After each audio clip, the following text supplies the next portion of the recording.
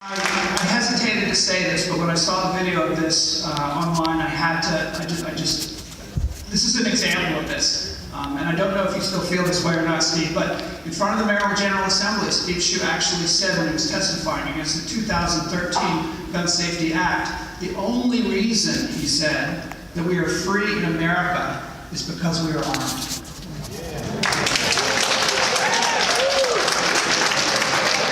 Give me applause now, please.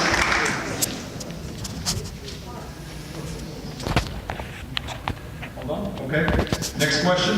Mr. Pittman, this is for you first. You propose banning political contributions from developers or their agents while those developers have projects in the county approval process. Please explain, hold your applause. Please explain how this would not be an unfair ban on political speech by singling out one specific group of people.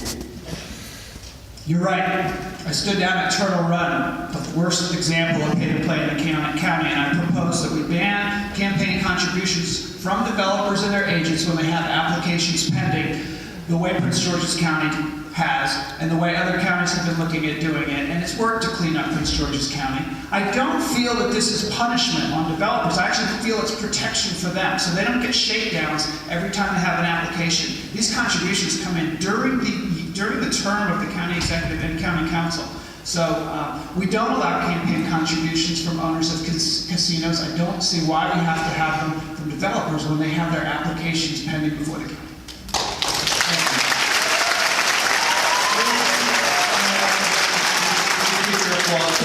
So we can get there as many questions.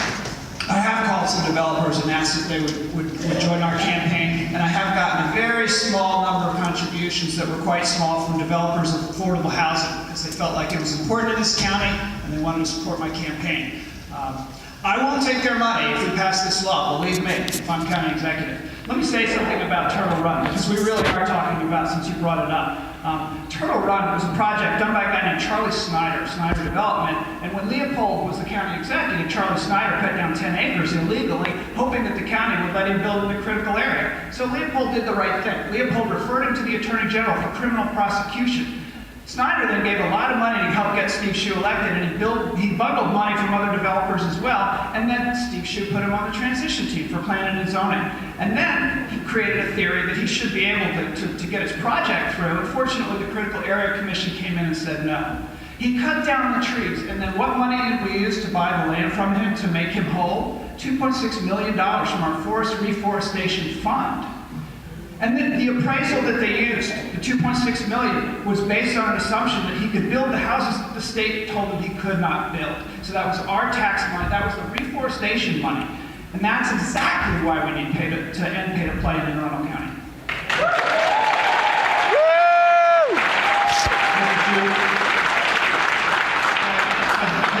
Support the improvements that we've made as well. The academy has been in the works for many, many years, and we finally got moving on that. The central booking facility, I think, was a good idea as well. That was first put in Laura Newman's budget. I believe it was her idea to get that started, and I'm glad that we're moving forward on that. That will help to some degree with the amount of travel time people, the amount of time that officers need to spend booking people when they take them in. But it's there's just no question that the raise that was given in an election year, and it was a humorous sort of a situation because I already knew that the Fraternal Order of Police was going to be endorsing, but the emails that I got from a lot of the officers I know were emails of thanks. That in an election year there was a commitment to a 15% two-year raise, and I really believe that that's going to make it easier to recruit and to retain. So whoever's county executive next, hopefully we'll meet the goal of 825 officers by the end of 4 years. It's going to be expensive, and you'll hear that, of course, I'm going to raise taxes to pay for it. However, when my opponent does it, it won't cost you anything.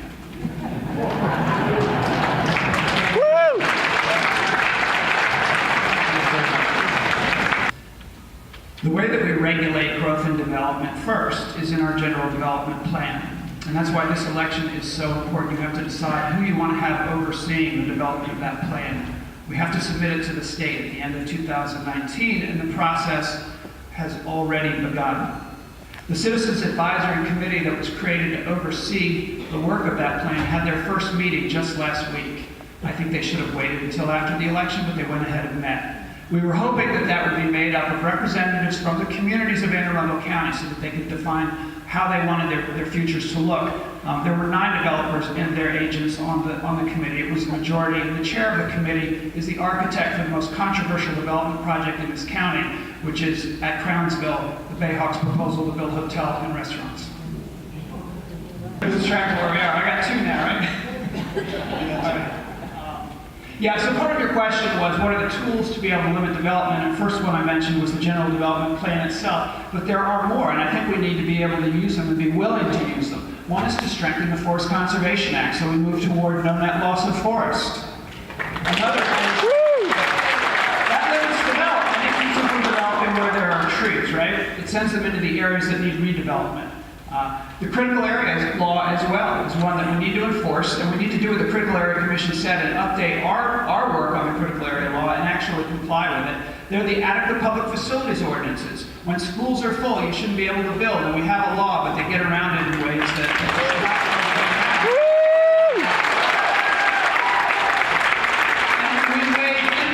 fees, which we should not be waiving, and they're too low to begin with, and we could step down zone at times when we do our general development plan and our comprehensive rezoning. So these are all tools, and another one might be to ban the developer money so that whoever's in charge is not under so much pressure to step back and let the development happen.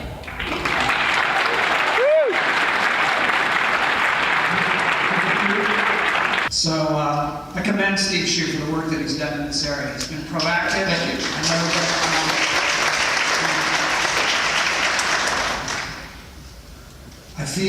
I feel the urgency of this issue because we've had it in my wife's family, and I've seen how it works. And it's a powerful disease, and we have to treat it like a disease, and we have to end the epidemic.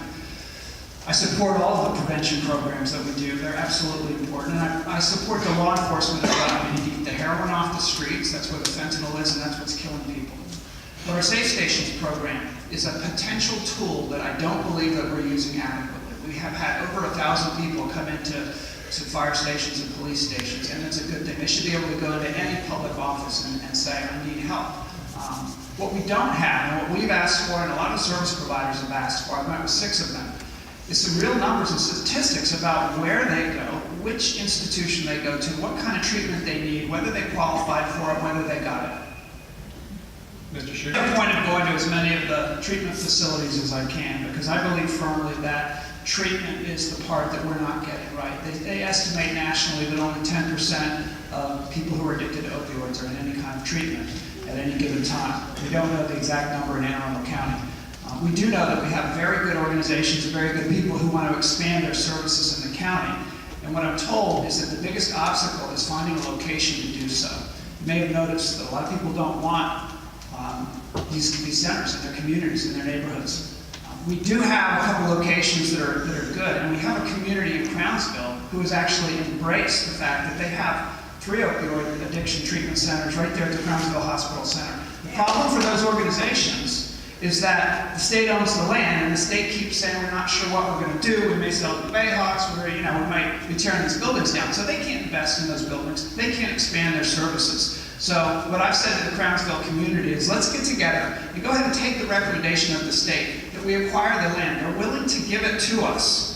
They're probably going to be willing, we'll have to negotiate to help with some of the remediation. But I believe that we can put that community together and we can do a park in that community, but we can preserve the addiction services that we have, and mental health services can be put there as well, and that community embraces them. The other location that I've been talking to people about is the Ordnance Detention Center. It's low security, it's fairly new, there are 130 beds there that are dormitory style, and they've looked and said that would be a great place to expand our treatment to.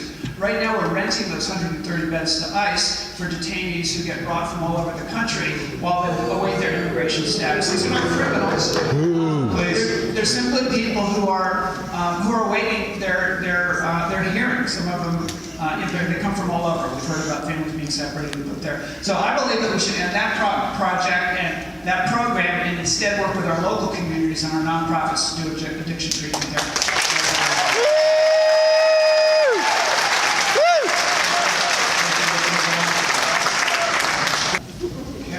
Yes, we do need to reduce classroom sizes. Some tell us that we're 400 teachers short. We need to have classrooms, but we need to have teachers in them. So it's a money issue. The good news is that the economy is so far doing well. Hopefully it will continue nationally to be strong. And revenues to the county are increasing from taxes, from the tax rates that we have now, by at least $50 million a year, and it's projected to continue. We can't do it overnight. We can't get down to the ideal number of students per teacher overnight. But every year the school board does their budget, and they bring it to the county executive, and every year he cuts from that and puts the money into other things. Sometimes it's a rubble landfill or whatever it is that I know it's not complete. That's capital, and this is actually operating expenses. But we need to prioritize this, and I believe that the money's going to be there, that we can do it without having to raise any taxes. Thank you. I just heard that I had $200 million in increased spending that I proposed. I don't know where you saw that, because I've never said a number like that. And the interesting thing is that we both said that we want to increase pay, we want to increase staffing for teachers, police, and fire. So anything that I'm going to raise in terms of revenue, I suppose he's going to raise in terms of revenue. And this number, $200 million, was created, I suppose, by Lawrence Scott to put on a flyer, and now I guess he believes it. But I don't believe it, because I haven't done the math. I mean, until you sit down and do a budget, you don't know exactly what it's going to cost. And having a priority doesn't mean that we're automatically going to hire 400 teachers tomorrow.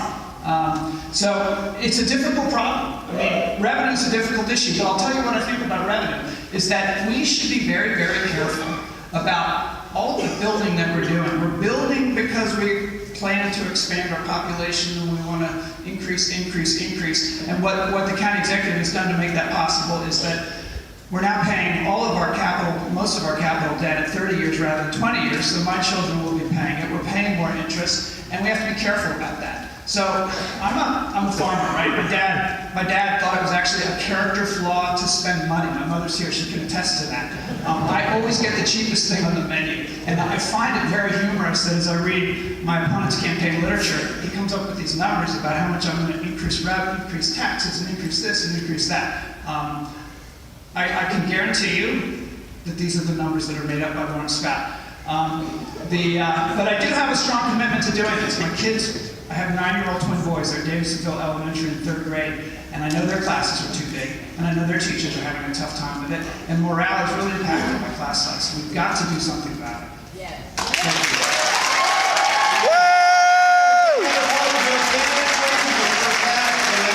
This county, there's no question about it. It's in the workplaces, it's in the schools, it's in the neighborhoods. It particularly upsets me, and I think most of you, that it's in our schools where our children are growing up. I watched a film here right at Maryland Hall about the beginning of this campaign called The 13th.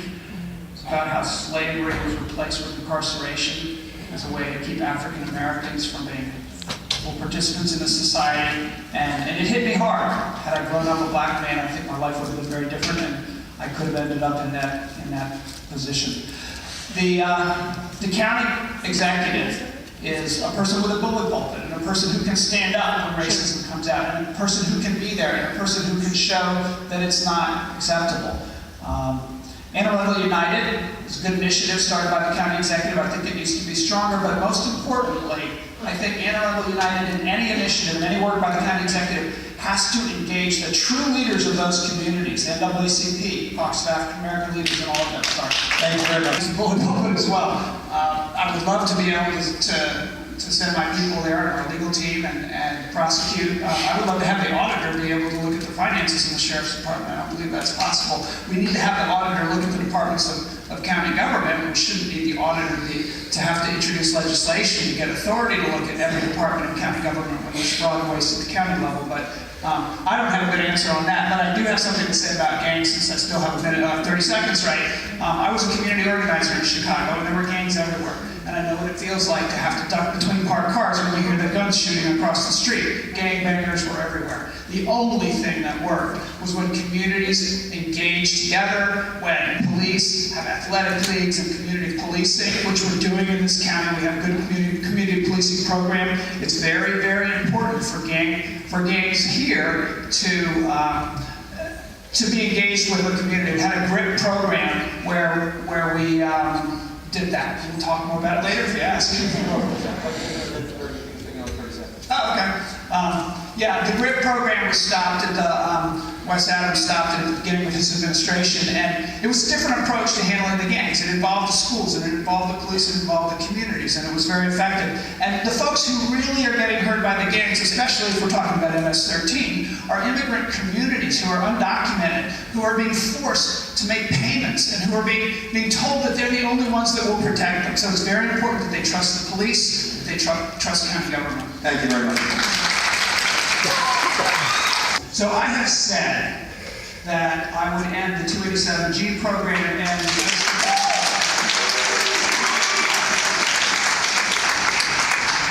and the reason is that I actually believe that those programs jeopardize our public safety. And the reason for that is what I was just saying, is that we've created a sentiment among undocumented workers. Yes, they have broken the law by coming into this country illegally. We know that our immigration laws don't make any sense at the national level.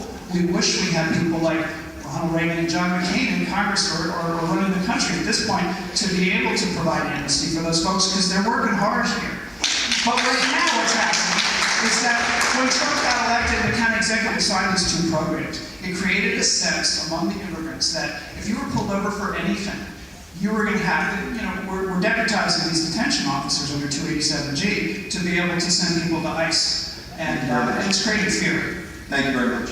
This is an important issue because I feel very strongly that no politician should ever divide you against your neighbor, and my opponent did put out a mailing, public safety mailing to voters saying that he's alarmed by my opponent's plan to release illegal immigrants into the community. And very alarming. What? It's very alarming. Okay, I'd like to hear about the plan because I haven't heard about it. What I've said, in fact, I've been very clear to everybody that I have not supported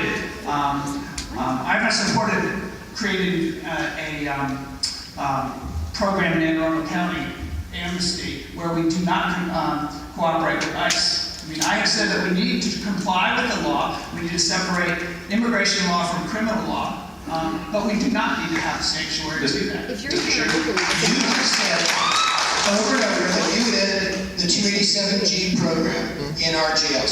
That is the only means by which we have to identify illegal aliens in the county who have committed serious crimes, like murder or rape or something like that. That's the only way. If we don't identify them in jail, then that means once they're done their jail term, they're going back to the community. So you may not want to call it sanctuary. I know that's not a term you want to use, but that's exactly what you would create. You would make Anne Arundel County a sanctuary for criminals who are... We have always deported criminals after they come out of jail. That's always been the policy. There's nothing that has changed. That's always been the policy. They put them in jail. There's criminals, they go to jail. Other questions we can get back to. Can I say it sucks? Traffic sucks. It sucks. Yeah, I spent all afternoon. It's getting really bad. No, the number of hours that we're taking away from our lives, taking away from our families in traffic is you wouldn't want to add it up.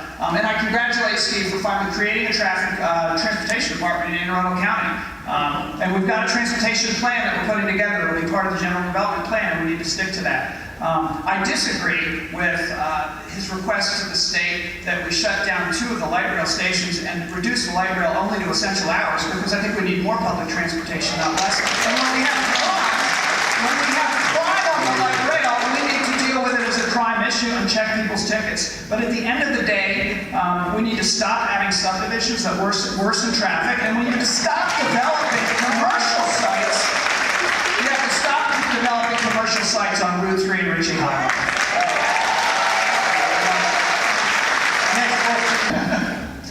Well, the approval process is a little bit wonky, I think, in this county. We've got situations where the county executive does step in, and others where the county executive doesn't step in, and it's wrong for the county executive to have so much influence. But in this case, I think I was glad he stepped in. I was at the Crofton meeting with 300 people where the developer said it was a done deal, it was going to happen. Some people went to the county executive, and they noticed that there had been a lot of modifications on the project.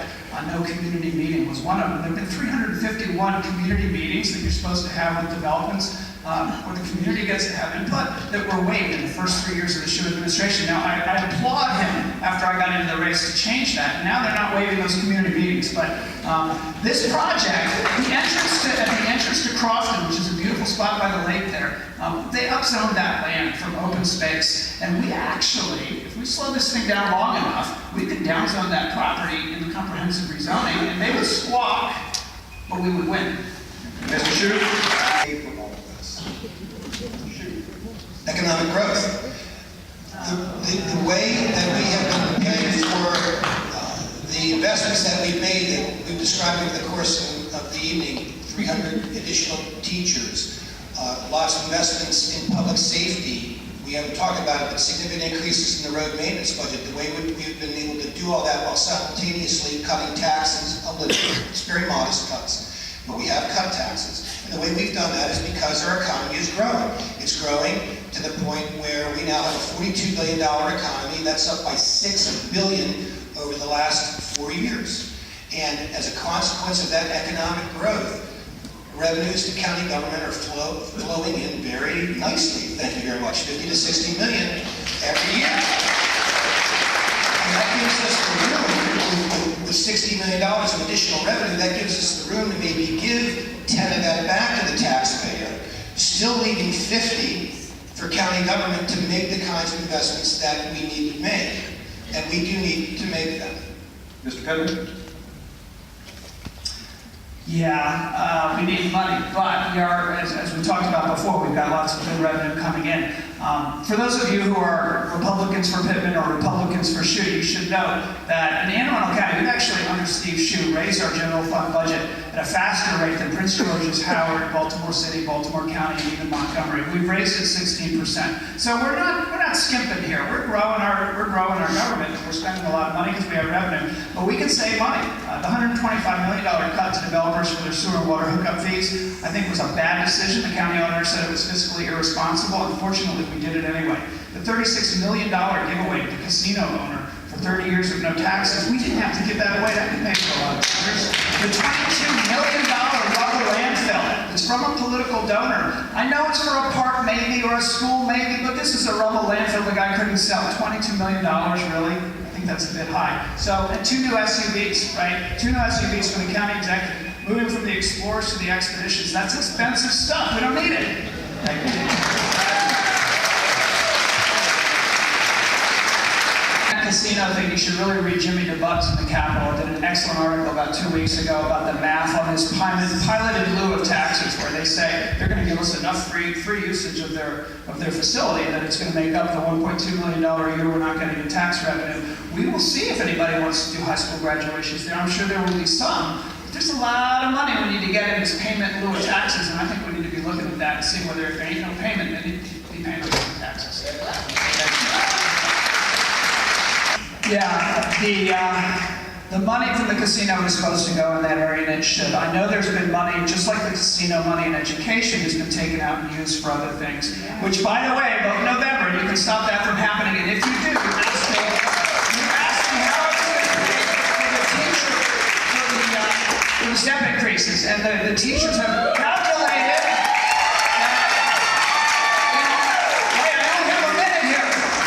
The teachers have calculated that 4 years of revenue to Anne Arundel County, once we pass that, should be enough money to restore all the step increases for all the teachers in Anne Arundel County. So that's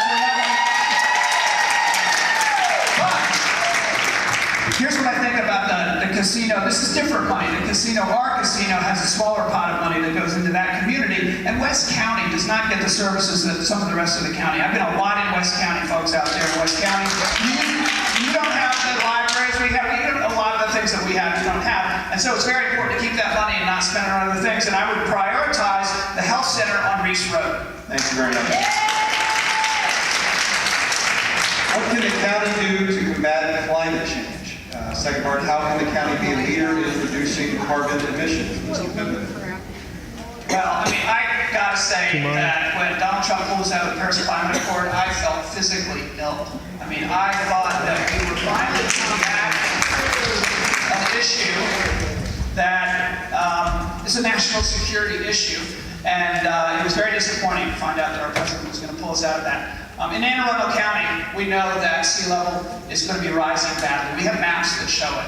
When we do community planning, we need to be planning for that. And that's one of the reasons why I think community-based planning is so important, to end small area planning before our general development plan. Just because it's messy and it takes a lot of time, I think is the wrong thing to do. If we had small area plans and they were active and they were always engaged with county government, we could be looking at flood mitigation, we could be looking at how we were going to deal with the disasters, and people need to be talking to their local government about these things. This is scary stuff, so we need to get on it. Directions. Anne Arundel County passed, and then the county executive vetoed the ban on plastic foam, and Annapolis passed it. So I'm going to ask you to talk to you about whether or not you think a ban on plastic foam helps the environment or hurts small business. Mr. Schuh. I lost a lot of sleep over that decision when the proposal was made to ban styrofoam cups and plates in Arundel County. I studied the matter by asking our health officer to evaluate it from a health perspective. Her opinion was that there is no threat to human or animal health from expanded styrofoam. I asked the Department of Public Works to evaluate impacts on our landfill. Their opinion was that expanded styrofoam was no different than any other form of waste. We also studied in terms of waste management and handling at the dump. And then finally, we looked at it from the perspective of handling by our contractors and by individual citizens in terms of waste management. And at the end of the day, our conclusion was it didn't have materially different characteristics than any other forms of trash. So I did not support the bill. But the market is moving away from that material anyway. You're seeing more and more facilities, including my own, using paper and alternative products. Thank you very much.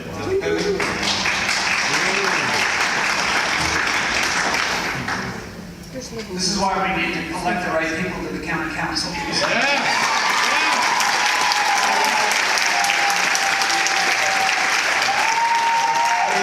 need a majority to vote to reintroduce the bill.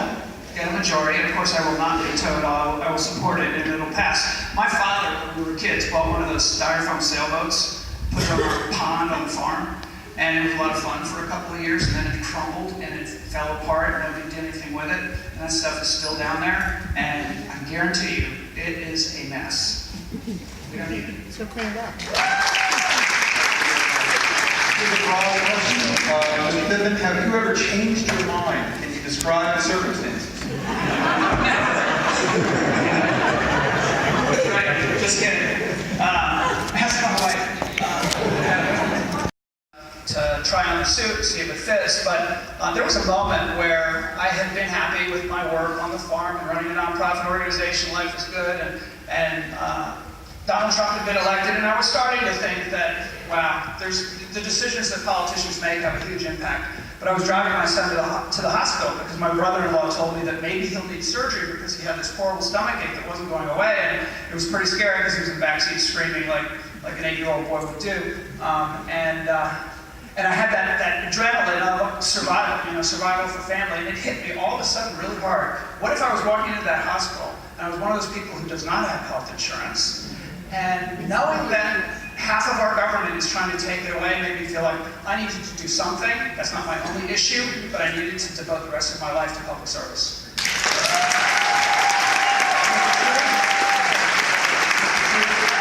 So the state had a task force, and the state did have a recommendation, and county people were on that task force as well. And the number one recommendation was that Anne Arundel County be given the property. Not $22 million for like the rubble landfill, 530 acres for free.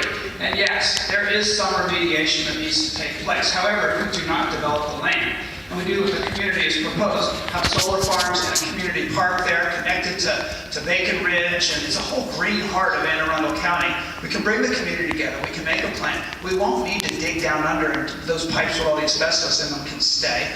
We can get the nonprofits together and make sure that these buildings are used. And we would have to take control of the property, so that's the number one step. And what I told the Crownsville community when I was out there is that I would reconsider the county executive's decision and look at acquiring the property and putting together a team, create revenue off of the solar farms, and make something wonderful happen in Crownsville. Yes, unfortunately it didn't get onto the ballot. I was at the county council meeting when this was proposed. The county auditor, we've lost two good county auditors. The last one, there was almost a war between the county auditor and the county executive staff. They locked her out of the building. Long story, but then the next county auditor came in and said, this is no good. We've got to be able to get access to the departments of county government. So she got together with Councilman Walker and they wrote a bill. But it was a charter amendment to allow the county auditor to do the job. The charter amendment requires 5 votes. We only got 4. They only got 4. County executive opposed it, called it, I believe, boneheaded in the newspaper. And to me, the county auditor has to be an ally of county government. If you're running a business and you have an auditor come in, you really embrace that auditor. You learn from that auditor. The auditor is the one who finds the problems, figures out how to save money. So I support that. I don't think that we should need a charter amendment to allow the auditor to do her job. If I'm county executive, the auditor will be free to do their jobs. So Crofton High School was built a little bit smaller than some of the others, but it's still a large high school. Been in the pipeline for a long time. It's great they're finally building Crofton High School. The problem is that it's going to be full already. And part of the reason for that is Crofton has been developing at an incredibly fast rate, and probably the largest impact is the Two Rivers development. That's some 2,000 houses that was originally going to be age restricted because we knew we didn't have schools for it.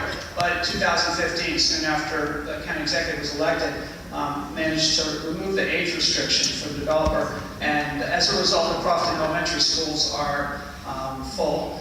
We're way beyond full. I used to think that this idea of small schools was a nice idea, and community schools is a great thing. But what I'm starting to see is that there's an effort to multiply the number of schools so that we can multiply the number of subdivisions. And we saw that in the newspaper today with the 10-year code project, where we're talking about buying the land and doing a school, but the project hasn't even been applied for yet. Thank you very much. I support a woman's right to choose. I was a little shocked when I saw Michael Peruka's bill that required our health department to go out and study the emotional and physical impacts of abortion in Anne Arundel County and do a report. I was more surprised. I actually thought that the county executive would stay out of that one, but he ended up supporting the bill as well. And it created, I thought it was bad politics, and I thought about it later, well, maybe it was a way to mobilize single-issue voters in a low-turnout election, or maybe there was some political strategy behind this, but it shouldn't matter, because what happened was that hundreds of women and men had to sit in the county council chambers until close to 2 o'clock in the morning testifying to defend the right of women to be able to choose an abortion for the future in Anne Arundel County. And I thought that was done. I thought we were beyond that. I thought that wasn't a county issue. But when it comes up like that, you have to stand up. I testified at 1 o'clock in the morning. Thanks very much. So, I was taught by my father, growing up on the farm, that one of our obligations was to leave the land in better condition than we found it for the next generation. And I felt that very strongly. My father had a big impact on my life. I think that's why I feel very passionate about some of these development issues and these environmental issues, because I know that once you pave it over, you can't turn it back. I also spent 9 years of my life working as a community organizer. Went to the University of Chicago, and then I got a job on the west side of Chicago, then the south side of Chicago. Then I did it in Des Moines, Iowa, and then I oversaw a lot of national activities because I was pretty good at the research and figuring out how to win these local campaigns. And it was about bringing investment into communities. It was actually about drawing development into blighted neighborhoods where there were no grocery stores and there were abandoned houses. So some people think I'm anti-development and anti-developer. I actually think we're protecting developers when we ban their money from politics. But it really, to me, is very important that we take care of the people in our county. There was a United Way study that came out just a couple of weeks ago saying that we now have 1/3 of our population in Anne Arundel County that cannot afford the basic necessities of life. 6 years before that, it was 1/4. So as the economy is doing well, we have people who can't afford the housing to live here. We need to deal with public transportation. We haven't talked about a lot of those issues, but they're what drive me as a human being to make sure that everybody in our community comes together and benefits from the prosperity that we have. I'm very excited about actually taking office in December if we win this election. We've been talking to people about how we can provide the kind of transparency and the kind of data and information. I'm actually a data nerd, and I think that if you measure a problem, you can fix it. And talking to the 16 communities that we've had forums in has inspired me. This county is full of great people, and I really look forward to getting your vote, I hope, on November 6th, and then taking office the 1st of December. Thank you.